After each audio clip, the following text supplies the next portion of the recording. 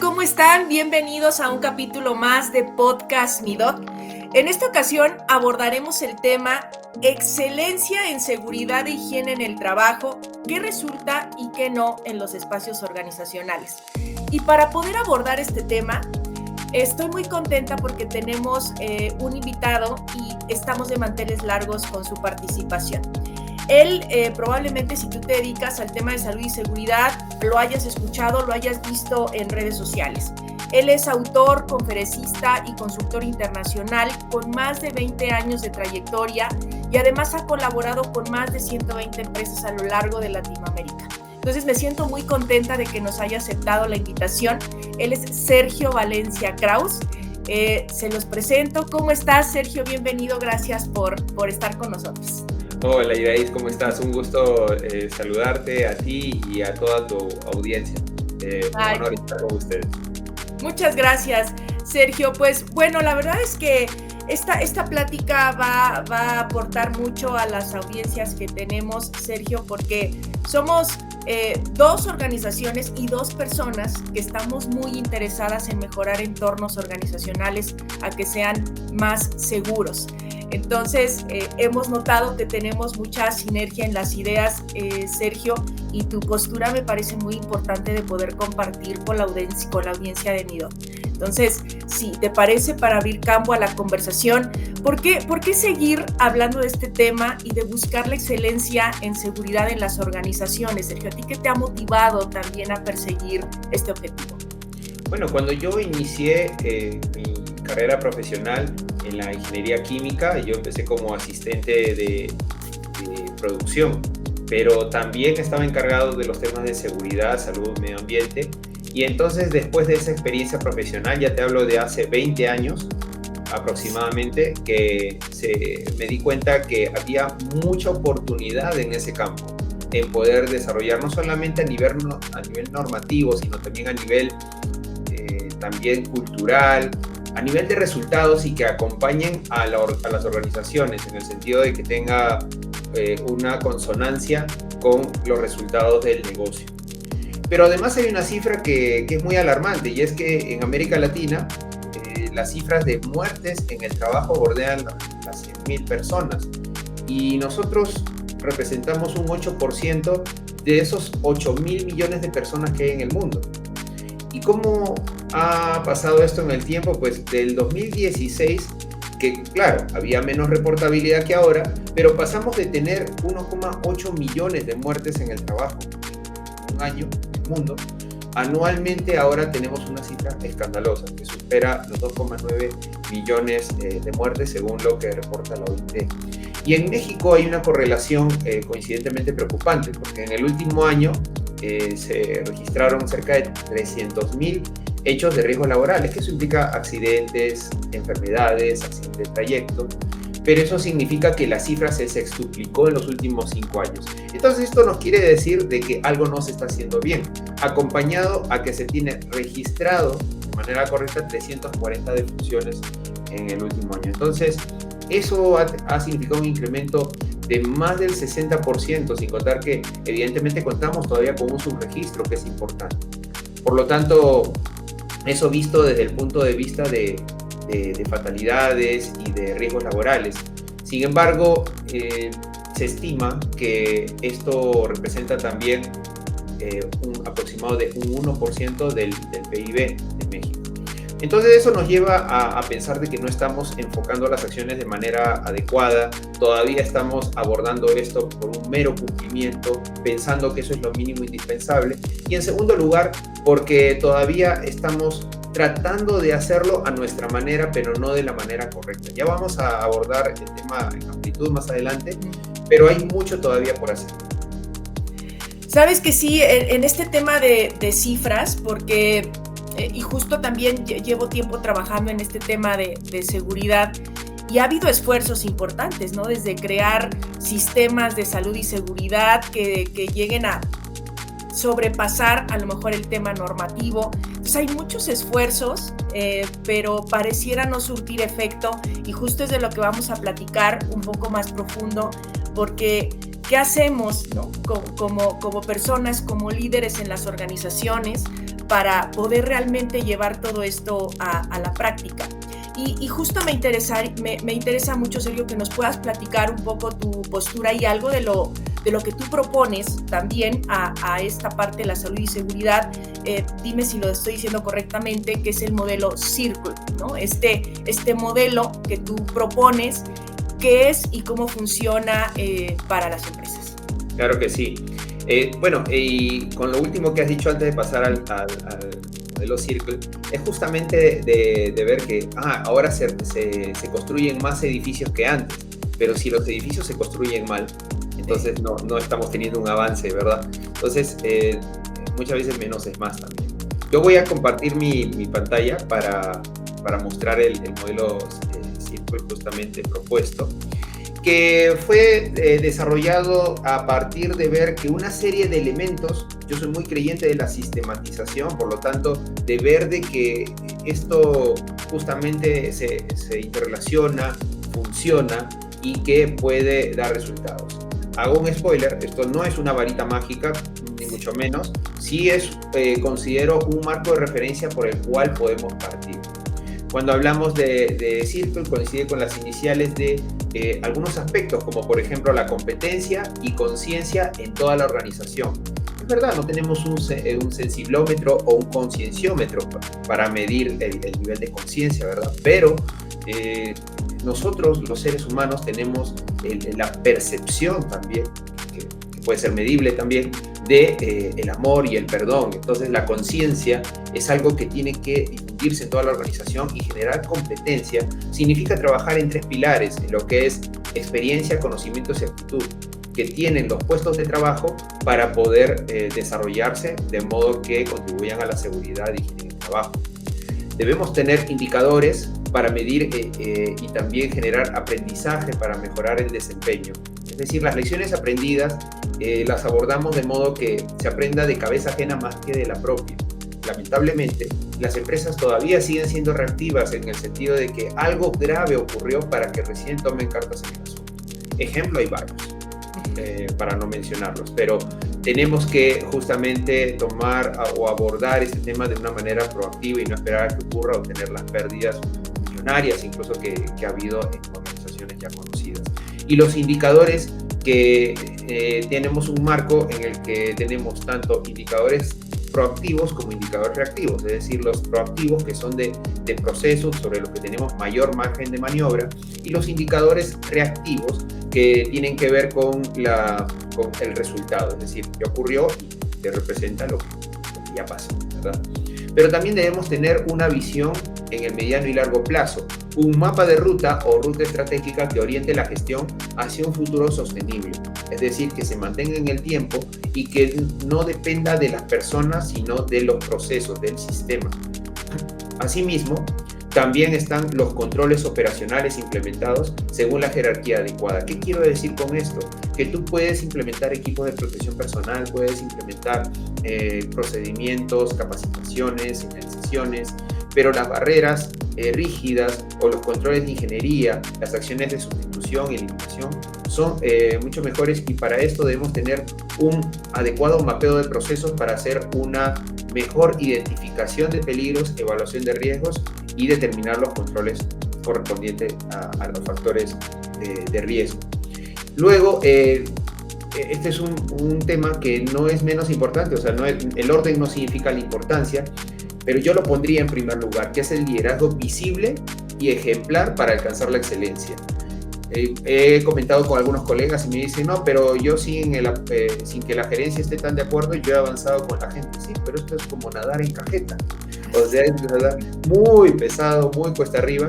Y cuando tú tienes el apoyo de los líderes y tienen muy claro que lo mínimo indispensable no es cumplir la norma, sino aquello que evite los accidentes que revistan gravedad para empezar y luego continuar así sucesivamente hasta alcanzar la excelencia, eso permite de que justamente permee e inspire a la organización a mejores resultados. Y por último y no menos importante, la excelencia organizacional. Estandarizar e integrar los sistemas para que la organización justamente haga lo que mencioné anteriormente, no dependa de las personas, sino de los procesos ya establecidos y que estos se pueden iterar, se pueden mejorar continuamente, porque la excelencia no es algo que se alcanza de la noche a la mañana, sino es algo que justamente va cultivándose, y sabemos muy bien que lo que se construye en el tiempo va siendo más sostenible en él. Por lo tanto, esta es la propuesta, pero que además está sustentada en fuentes. No es algo que se le ocurra solamente a Sergio Valencia, sino que es algo que afirman diversos autores. Por ejemplo, estamos hablando de fuentes como por ejemplo de la OIT, estamos hablando también de James Reason, estamos hablando de Klets, y así varios autores, Klaus Zink, y también NIOSH, varios otros autores, como por ejemplo el libro de Fernández Muñiz, Montes Peón, Vázquez y Ordaz, que abordan justamente estos temas. También podemos escuchar a otros referentes, como por ejemplo Tom Cooper. Yo sigo mucho también a Carsten Busch, sigo también a Phil Douglas, a Malcolm Stapes, que justamente no es que haya una postura correcta o incorrecta, sino que lo que hay es que debemos ser un traje a medida para las organizaciones, para que ellas puedan avanzar acorde a su ritmo, acorde a sus recursos, acorde a su realidad. Esto es como, por ejemplo, que no podemos compararnos nosotros personalmente con otras personas, porque cada uno tiene su camino, cada uno tiene su destino, y similar es con las organizaciones, Isaías.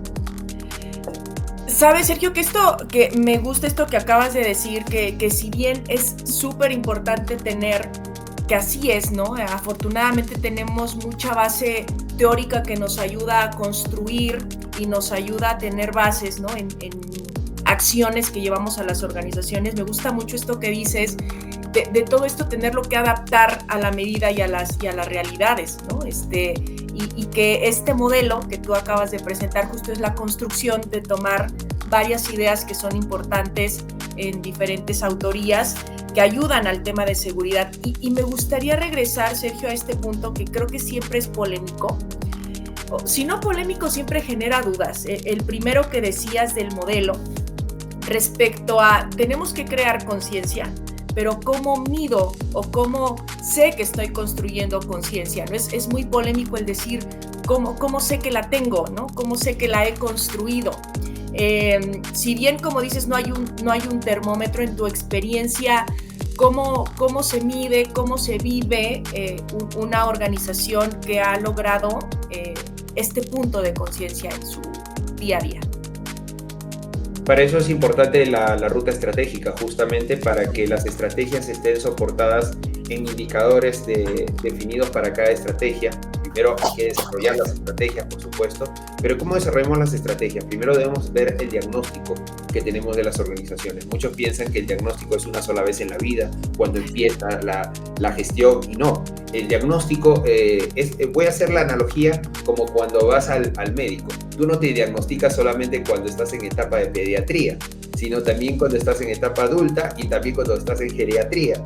Entonces, el diagnóstico es algo que te va a permitir ver cómo estás en este momento, pero ahí no acaba. No es que, ok, check, palomeo, ya estuve en el médico, sino que, ¿qué es lo que me está dando el médico? Ahora, si tú vas a 2 o 3 opiniones diferentes, por ejemplo, hay uno que te dice, doctor, siento un ardor en el estómago. Entonces lo que te dice es, mira, lo que debes tomar es este medicamento para el reflujo. Pero hay otro que te dice, hay que hacer un poco más de exámenes. Y resulta que tienes un tumor que no sabemos si es benigno o maligno. Entonces, ¿quién de los dos te va a dar mayor confiabilidad? Para mí el segundo, ¿verdad? Y me imagino que en tu caso también, porque está siendo un poco más exhaustivo, un poco más serio, y eso permite ver realmente qué es lo que le duele al cuerpo.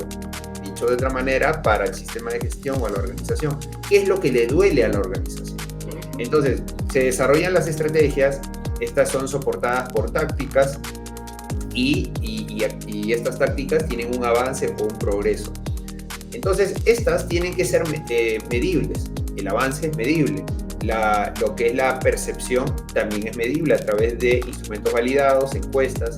Y lo que debemos considerar es que también ese feeling que tenemos nosotros como seres humanos, cosa que la IA no hace todavía, que es, por ejemplo, el sentir que se respira la seguridad. ¿Por qué? Porque ves al responsable responsable de cada área haciendo sus recorridos en piso, porque observas que en las reuniones se aborda en primer lugar y con mucho interés el tema de seguridad e higiene en el trabajo, y así varios otros ejemplos. No es dicho de otra manera, no es lo mismo hacer changuitos y decir, ojalá que hoy no haya accidentes, a decir, hoy decidimos que no hay accidentes porque los controles están verificados y estamos asegurándonos que hoy no suceda algo inesperado. Que puede ocurrir, pero la decisión disminuye dramáticamente la probabilidad. ¿Sabes qué? Esa frase que dijiste ahora de... Creo que no hay una mejor manera de representar cuando una organización tiene una visión realmente de prevención. Hoy decidimos que no haya accidentes, ¿no? Que sea parte de los propósitos, porque no, pues te ha tocado seguramente ver muchas organizaciones que llegan y como valor promueven la seguridad. Pero en la práctica, lamentablemente, todavía se notan los puntos donde cómo está priorizada la productividad, la producción, la calidad incluso de la tarea. Entonces, en el momento en el que hay un problema de calidad, no importa si la tarea es insegura, ¿no? Si estamos atorados en producción, no importa si la tarea es insegura.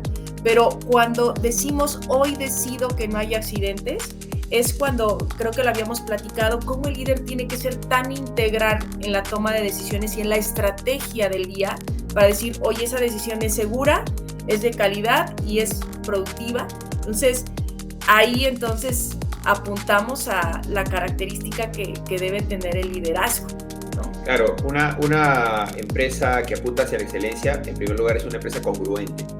Y la empresa no es congruente per se por su marca, sino es por las personas dentro de la organización. Dicho esto, lo que significa ser congruente es lo que pienso, lo digo, lo que digo, lo hago. Entonces, cuando salen estos discursos de tenemos más de 2.000 días sin accidentes, cuando dicen la seguridad es lo más importante, a mí eso me hace mucho ruido. Me hace tanto ruido, y voy a ser polémico con lo que voy a decir, me hace tanto ruido como las empresas Great Place to Work que tienen un alto índice de rotación. O sea, si se rotan, entonces, ¿verdad? Entonces, lo que quiero decir es que nosotros tenemos que ser congruentes con la seguridad. No podemos decir la seguridad es lo más importante porque es un mal modelo de negocio. La empresa se generó con fines de lucro. Por lo tanto, lo que es congruente, si apunta en serio a la seguridad, es que la seguridad es tan importante como la producción, como los clientes, como las finanzas. Es integrarlo. Es decir, no esperamos que la producción sea lo más importante, sino que la producción segura sea lo más importante. Exacto. La producción segura sea lo más importante. Y ahora, algo que no mencioné en la introducción, Sergio, es que también de tu lado eres muy completo porque hablabas de los diagnósticos, y algo que omitimos mencionar es que tú en parte de los servicios de consultoría es que eres auditor. Sí, ¿no? Entonces, así es. En este tema de auditoría nos platicarás ahorita con detalle, porque en este tema de auditoría me interesa ver tu visión. ¿Cómo te das cuenta que una organización a través de sus indicadores está dando señales de que es preventiva? O sea, cuando tú la sensibilidad dices, sí, o sea, teniendo este indicador, eres una organización que sí está pensando en la prevención. Esto es como una persona, como cuando tú le preguntas algo y se hace que es la persona experta en un tema que cree que lo sabe todo. En cambio los que están ávidos de siempre aprender cosas nuevas, a pesar que tienen el mismo volumen de conocimiento que el que cree que lo sabe todo, siente que es muy poquito comparado a todo lo que todavía les queda por aprender. Y lo mismo pasa con las organizaciones. Las empresas que creen que todo está bien, todo está perfecto, ya ese es un mal síntoma. O también cuando están haciendo acciones que no corresponden a lo que realmente en este momento necesitan. No tengo la menor duda que la salud mental es un tema para abordar, que un tema de las capacitaciones tienes que abordarlas. Pero, por ejemplo, si tú entras a una empresa, por ejemplo, y las escaleras no tienen pasamanos, ya eso es un problema. Si tú estás viendo que la gente habla por celular caminando, ya eso te da señales, ¿verdad? Te da ciertos síntomas, y entonces vas profundizando y vas encontrando eso. Ahora, hay una diferencia, esto quiero notarlo también, de que hay una diferencia entre diagnóstico y auditoría. Riman, pero no son iguales. Okay. ¿En qué sentido? Que el diagnóstico se basa en metodología y en la auditoría se basa en criterio de auditoría o la norma que vas a auditar. Eso en primer lugar. En segundo lugar, el diagnóstico es la foto del momento para poder hacer la planificación de la gestión. En cambio, la auditoría te va a verificar si tus elementos del sistema de gestión son eficaces. Otro punto también es que para el diagnóstico necesitas una persona calificada, no necesariamente certificada. En el caso de las auditorías, sí es un auditor certificado. Y en SVK Consulting, que es la consultora que yo dirijo, nosotros lo que hacemos justamente son diagnósticos y planeación estratégica de la gestión y también auditorías, además de capacitaciones, talleres y también mentoring de equipos de seguridad y higiene en el trabajo. Y en ese sentido, lo que nosotros justamente vemos es hacerle ver al cliente o al potencial cliente la real necesidad que tiene. O sea, no es decirle, mira, sí, nosotros hacemos esto, no, sino ver realmente que en esa visita qué sentimos, qué siente también el cliente que necesita, ¿no? Porque puede cambiar su perspectiva después de esa visita.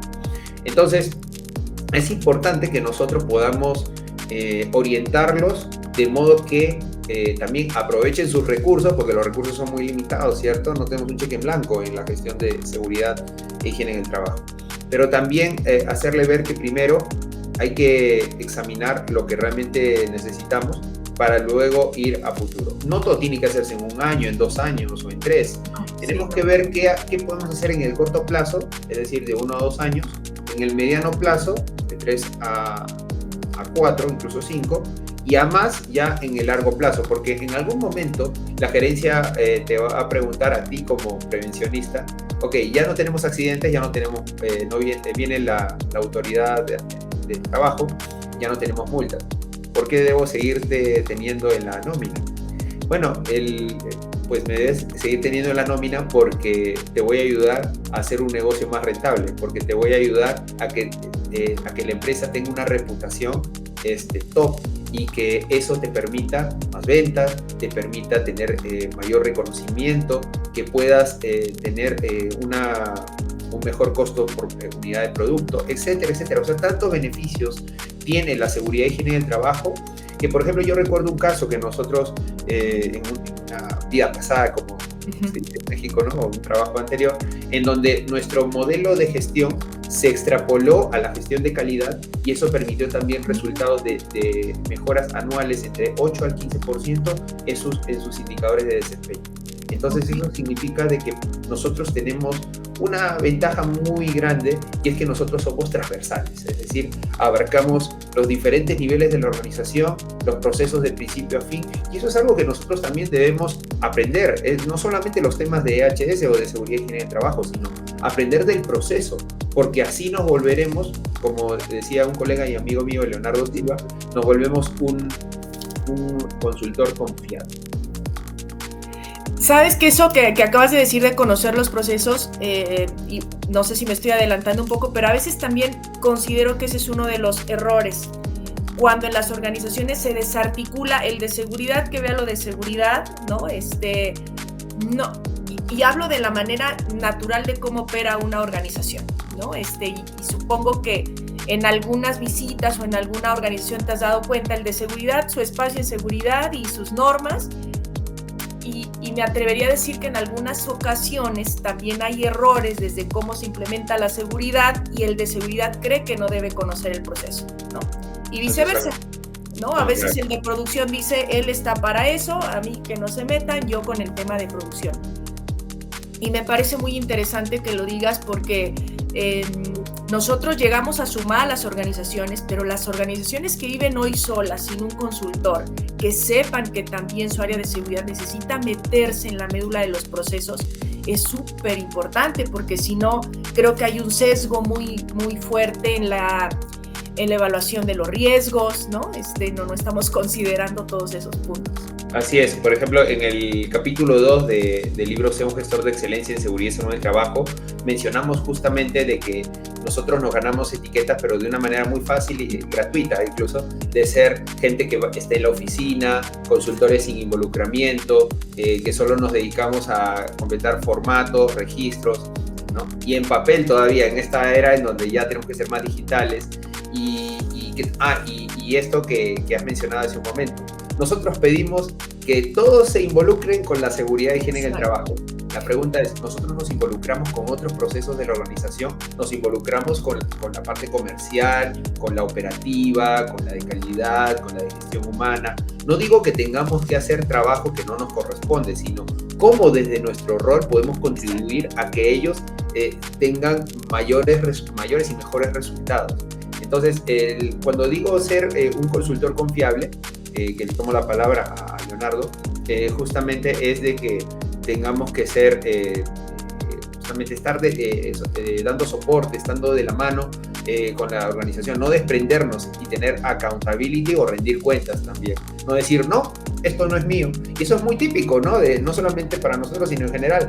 Cuando todo sale bien, nos queremos colgar las medallas. Y cuando todo sale mal, no sé, yo no lo vi. Y eso es como para zafar responsabilidad y que no tengamos el riesgo de ser corridos, ¿no? Pero realmente nosotros tenemos que tener confiabilidad, en el sentido de que si las cosas salen bien, perfecto. El equipo, primero al equipo.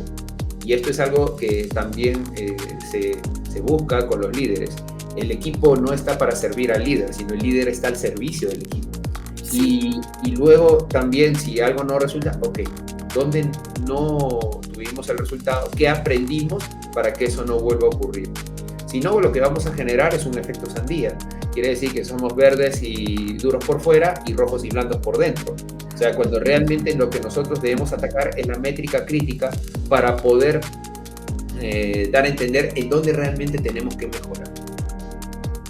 ¿Sabe? Algo que leí que proponías en alguna de tus publicaciones, me gustaría que lo platicáramos un poco ahorita hablando de liderazgo y de cómo operan las organizaciones.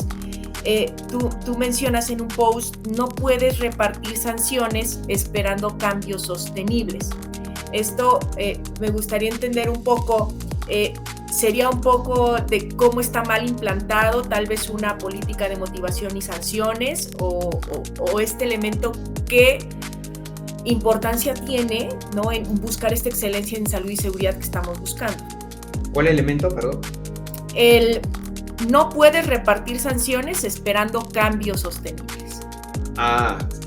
Bueno, es un apunte, sí recuerdo que hace algunos meses hice, y es que si tú te dedicas a repartir sanciones, amonestaciones, no vas a resolver el problema de fondo, estás cambiando el rostro al problema. Entonces lo que tienes que hacer es, primero, las personas o no pueden, o no saben, o no quieren. Si no pueden, se les ayuda. Si no saben, se les enseña. Si no quieren, ¿se les corre? No, yo pensaba eso. Pero no es que no quiero. A ver, acércate a la persona, abórdala. Porque uno no es telépata, uno no sabe qué es lo que está sucediendo en ese mundo, en esa cabeza del trabajador. ¿Por qué no quiere hacerlo? Porque es reacio, ¿no? No asumir que es reacio, sino que ver qué es lo que está pasando. Y muchas veces en la respuesta del trabajador encontramos la causa del problema. Eso es muy importante. Un ejemplo muy cortito. Tenemos a un pintor que se le pide, ¿verdad?, que esté con su respirador, que esté con su lente de seguridad, su casco, y si hay ruido, con sus protectores auditivos. Entonces está pintando y en eso vemos que los lentes los tiene hacia arriba, ¿no? O sea, en la cabeza, como hincha. Entonces decimos, mira, no está comprometido con la seguridad porque no se cuida la vista. Pero si tú te acercas y le dices, oye, ¿por qué no estás usando? Jefe, porque las gafas se empañan. Entonces tienes, ok, entonces no está teniendo el film antiempañante. Vamos a ver la condición técnica, la ficha técnica, para que justamente veamos con el proveedor de que esto justamente proteja. O a lo mejor no está siendo protegido adecuadamente y tiene que usar una máscara cara completa también. Entonces, O, por ejemplo, ¿por qué no haces el bloqueo de la máquina de esta manera? Pero es que esto lo escribió el supervisor y a mí no me consultó que esta máquina no tiene el dispositivo para colocar el candado. Ah, sí. Yo antes pensaba de que cuando salió la ley de seguridad y salud del trabajo en Perú en el año 2011, yo decía, pero ¿por qué hacer partícipe a la gente, no? Porque parece más algo de izquierda, algo más socialista, ¿no? Hoy en día, con toda esta experiencia adquirida, puedo decirte, Iraís, de que necesitamos, o sea, no es un sería bueno, sino es un debe ser que la gente esté participando activamente en cada uno de los elementos del sistema de gestión. Y de hecho, en la participación en el procedimiento instructivo, también, por lo menos los más expertos en hacerlo. ¿Cómo es posible que hagamos un instructivo de manejo seguro de herramientas manuales si nosotros no usamos ninguna? Exacto. Es absurdo. Entonces, realmente nosotros tenemos que complementar a lo que el experto ya hace, porque muchas veces ellos son los que tienen la solución más que nosotros. Nosotros, desde nuestra formación, tenemos que orientarlos para que lo hagan de una manera más segura. Pero, repito, también es poder enfocar los esfuerzos a aquello donde realmente le duele a la empresa, ¿no? Muchas veces nos vamos a, por ejemplo, el tema de pausas activas, hay que hacerlas, abordar el tema de salud mental, por supuesto, el tema de, por ejemplo, el tema de poder hacer una formación de equipo multidisciplinario, hay que hacerlo, sin duda, pero si lo que más te duele en este momento es el liderazgo, el estilo de liderazgo de la organización, creo que ahí es donde hay que apuntar todos los esfuerzos. Sí, y como dices, ¿cómo una organización va a saber eso? Ahora con la acotación que acabas de hacer, pues a través del diagnóstico, esto que acabas de decir también en las auditorías de comportamiento, ¿no? El monitorear el comportamiento en piso y hacer el feedback correcto, las intervenciones correctas con la gente, porque justo el tema de prevención está en poder, permíteme decirlo así, moldear el comportamiento de los que habitamos las organizaciones, pero moldearlo hacia hábitos seguros.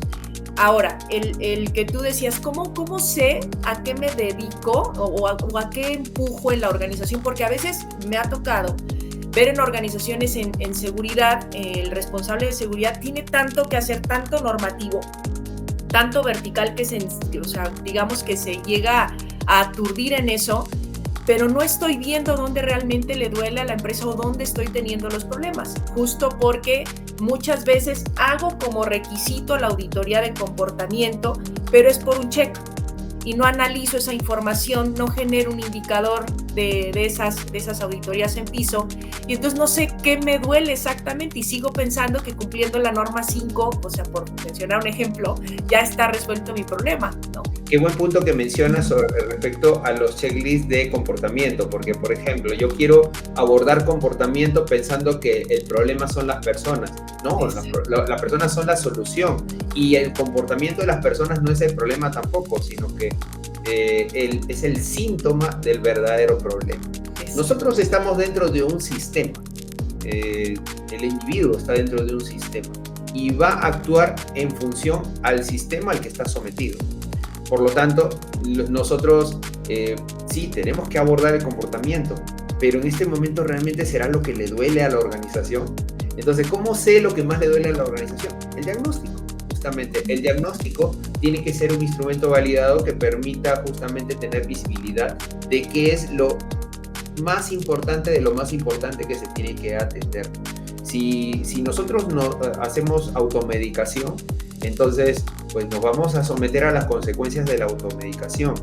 No pretendas ahorrarte automedicando, en este caso a la organización, y le estás dando la cura incorrecta y finalmente no la estás curando, sino que está acumulando un proceso donde la patología puede ser más grave de lo que era cuando se tenía que diagnosticar. No, y además en esta intervención que decías con el colaborador, pues vas como tú bien dices, ¿no? Los colaboradores somos partícipes de un sistema del que somos parte, ¿no? Entonces muchas veces mi comportamiento es materializado por cosas que hay en el propio sistema en el que estoy. Lo que tú decías, si yo intervengo al colaborador y sé por qué no se está poniendo los lentes, entiendo si es un tema de comportamiento, entiendo si es un tema de sistema que no está bien implementado, o es un tema es más, ni siquiera tiene la herramienta correcta o no está en buen estado. O sea, son todos esos elementos que a veces, como dices, se reduce a decir, ay, el colaborador no quiere. O sea, no se lo pone porque no quiere, no hay cultura. Y hay otros elementos que vienen atrás, y es el papel tan importante que tiene el equipo de liderazgo completo en una organización, ¿no? De cómo hacemos el famoso poder de las organizaciones, ¿no? O sea, que sí pueda el colaborador tener un comportamiento seguro, dando las herramientas correctas, pues que sirvan, ¿no? O sea, como todos estos elementos, el papel del liderazgo ahí es donde tiene un valor muy importante, ¿no? Dar lo que se necesita. Que es como lo decía cuando presentaba el círculo, ¿no? De que si bien está casi penúltimo como elemento, pero el orden no significa que esa sea la relevancia. En mi opinión y en mi experiencia, el liderazgo es el elemento un poco más relevante frente a los demás porque es el que gobierna. Y quisiera aprovecharte, ya hemos platicado un poco de algunos casos de éxito y errores que se llegan a cometer en las organizaciones, pero ¿Tú qué postura tienes o qué visión tienes? ¿Cómo crees que se pueda llegar a integrar la inteligencia artificial en temas de prevención de accidentes, Sergio? Sí, por ejemplo, tú mencionabas hace un momento cómo tú te das cuenta que la organización tiene una cultura mucho más madura en seguridad y higiene respecto a otras. En la auditoría, por ejemplo, en la reunión de apertura, si solamente va el de seguridad, ok, está claro.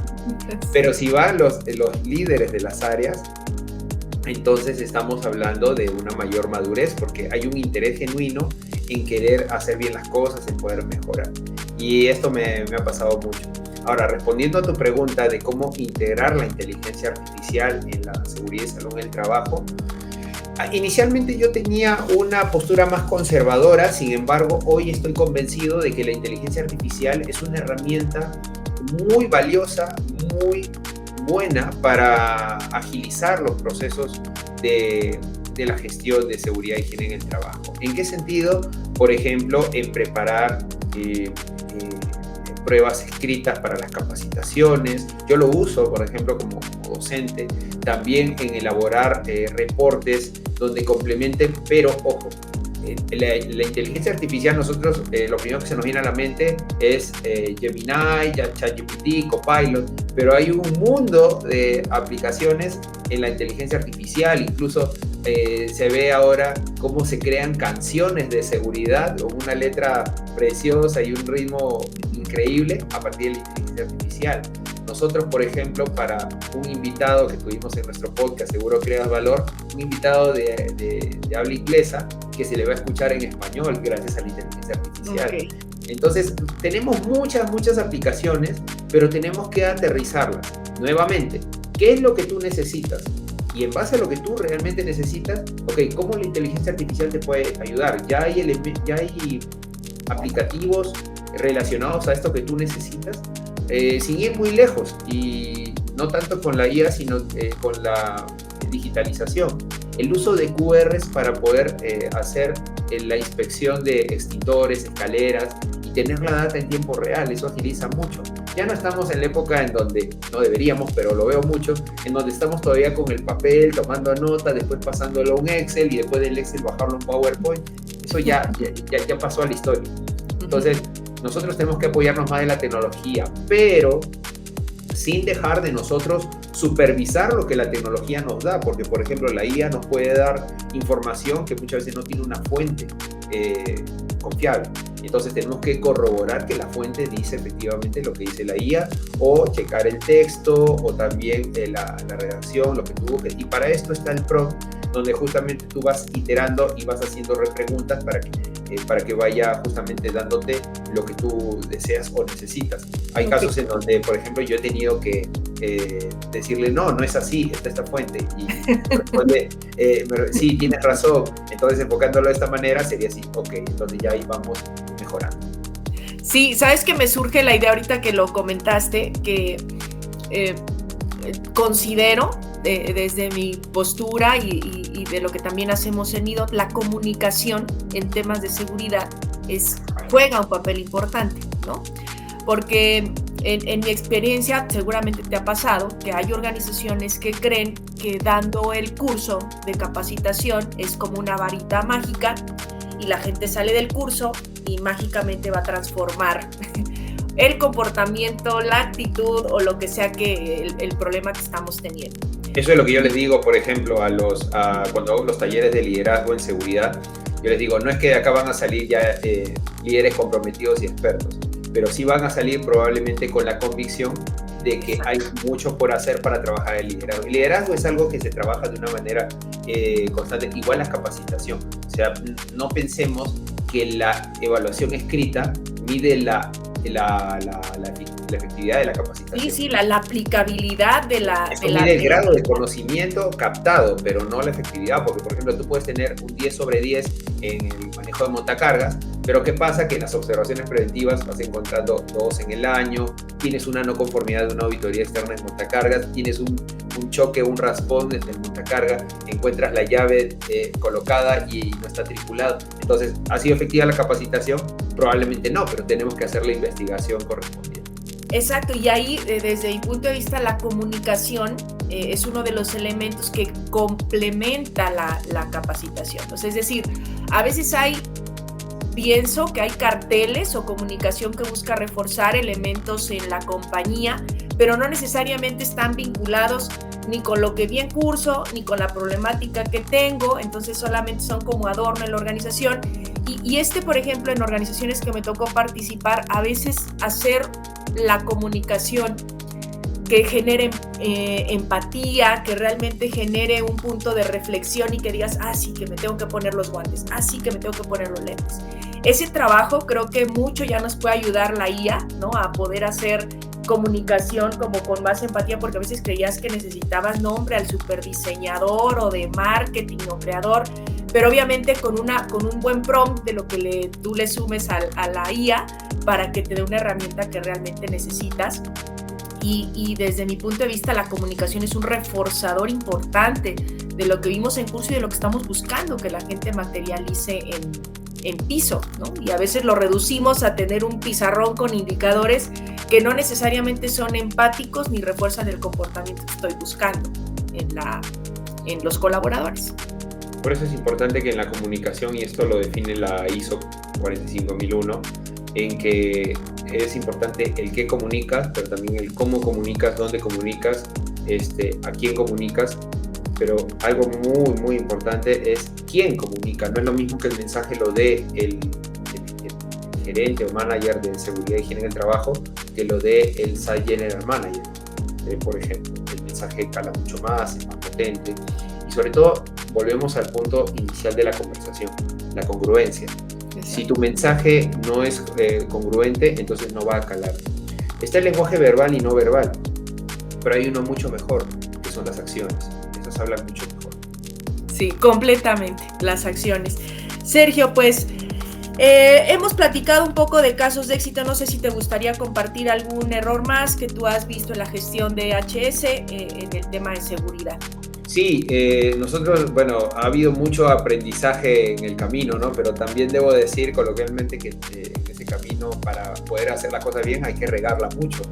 Entonces, yo he tenido esos errores también. Por ejemplo, contratar influencers y ver un background profesional o un consultor de cuna y alguien que no ha estado en el piso, no ha estado en el terreno, ¿no? El verso puede convencer, pero tienes que tener mucho cuidado porque justamente hay que ver experiencia y resultados. Hacer campañas de cuidado de manos en donde, claro, porque se vio muy bonito en otra empresa, yo también quiero hacer una campaña de cuidado de manos. Oye, no, mejor coloca guardas de seguridad, coloca barreras protectoras, refuerza el uso de equipo de protección personal en manos, enfoca la observación preventiva ahí. Celebrar los días sin accidentes también. Nosotros, yo soy partidario de que no se celebran, sino se conmemoran. Es distinto. porque si tú celebras, tú ya llegaste a ese punto. ¿Y qué pasa? ¿Qué pasa con tu celebración si en una semana más tienes un accidente? ¿Tu gestión ha sido mala? No ha sido mala, pero tienes que ser muy cuidadoso con eso. Conmemorar más bien es reforzar el compromiso de continuar con días sin accidentes. Que no sea un tema de suerte, sino que sea un tema realmente de un trabajo consistente. También usar la pirámide de Frank Beer para reportar más casi accidentes. Estamos volcándonos todavía en modelos de los años 60 y antes de Heinrich, ya 95 años atrás, en donde no es que porque has tenido un accidente grave es porque necesitas 600 actos inseguros. No va por ahí, sino que más bien no es mejorar la cantidad, sino la calidad de reportabilidad y de inspecciones o recorridos de verificación que hacen, ¿no? O hacer la línea base solo una vez en la vida, también ya lo dije, o hacer un diagnóstico a modo de auditoría, también ha sido otro error que aprendí que no era lo correcto, o reemplazar una evaluación de riesgo psicosocial por una encuesta de clima laboral. Riman, pero no son lo mismo, no tienen el mismo enfoque. Sí. O pensar que los reconocimientos asegurarían una buena auditoría, ¿no? Me pasó también de que nosotros tuvimos muchos reconocimientos a nivel local, nacional y también global, pero nos cayó una auditoría corporativa y nos hizo añicos. ¿Por qué? Porque justamente reposamos en los reconocimientos, pero no estamos viendo qué más mejorar. Y eso es algo que tenemos que justamente ver todo lo que nos dedicamos a esto. O también un error más que quiero compartir también es cuando tenemos los puntos de monitoreo de higiene ocupacional y decimos, este es mi informe de monitoreo. Ok, ¿y en base a qué salieron estos puntos? Es que contraté a una empresa que hizo el recorrido conmigo y me dijo, mira, tienes que monitorear esto. No, eso tiene que salir de tu matriz de riesgos, eso tiene que salir de tu propia evaluación y de ahí pueden haber algunos ajustes a partir de llamar a un especialista, pero no brincarte ese paso de identificación de peligros y evaluación de riesgos, saber qué puntos son los que tienes que monitorear y con qué frecuencia hacerlo en función a los resultados. Cierto, fíjate que eso que mencionas, lo que decíamos de la evaluación de los riesgos, o sea, ¿qué tanto sesgo puede tener por no conocer el piso? Y esa es una fuente muy importante, ¿no? De todos los controles, de todo lo que gestiona la seguridad prácticamente en la organización. Y un error muy común que también he llegado a ver entre colegas es, oigan, alguien tiene un análisis de riesgos de una grúa, bla, bla, bla, y se los comparten.